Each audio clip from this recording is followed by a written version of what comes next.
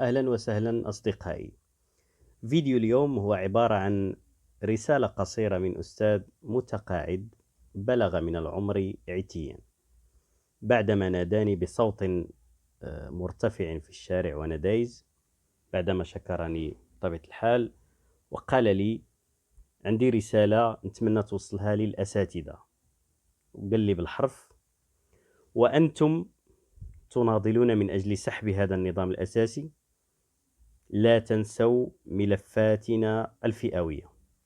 عندكم ولدي تنساو ملفاتنا وتوقع لنا بحال قصة السجناء كما قال والخنزير، ويتم الخداع ديالنا وننتقلوا من المطالبة بحل الملفات إلى المطالبة فقط بسحب هذا النظام الأساسي الجديد، ونرجعوا للأسف لنقطة الصفر. طبعا هذه الرسالة بالفعل إذا تمعنا فيها جيدا غادي نلقاو بأنها مهمة جدا.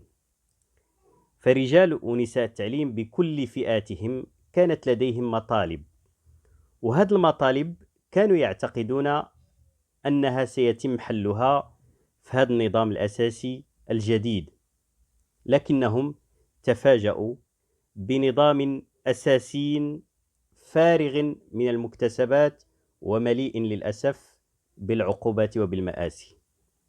وهذه الملفات صراحة كلها بدون استثناء تحتاج إلى حل عاجل. لماذا؟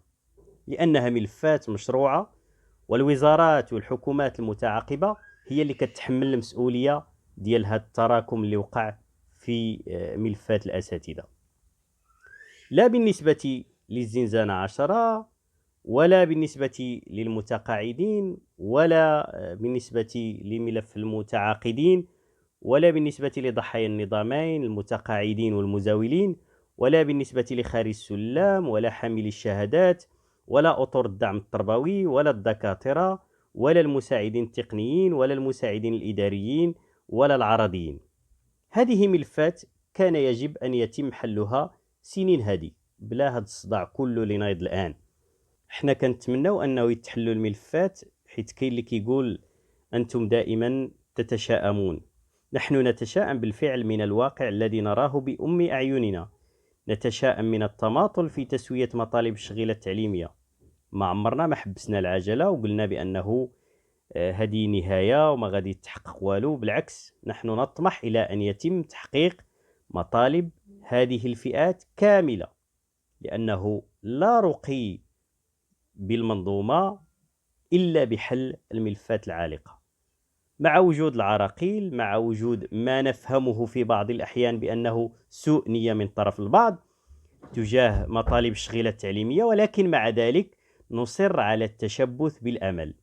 واليوم غادي تبان حسن النية وغادي تبان مصلحة البلاد وغيبان الحرص على أبناء الشعب من خلال هذا اللقاء ديال اليوم ديال النقابات مع فوز القجع. وسنرى ما هي مخرجات هذا اللقاء وهذا الحوار. نتمنى أن يكون حوارا جديا، ونتمنى أيضا أن تفهم الحكومة الرسالة وتسعى إلى حل هذه الملفات وإلى إيقاف هذا الاحتقان الموجود في الساحة التعليمية الآن. تحياتي، كل الشكر والتقدير أصدقائي.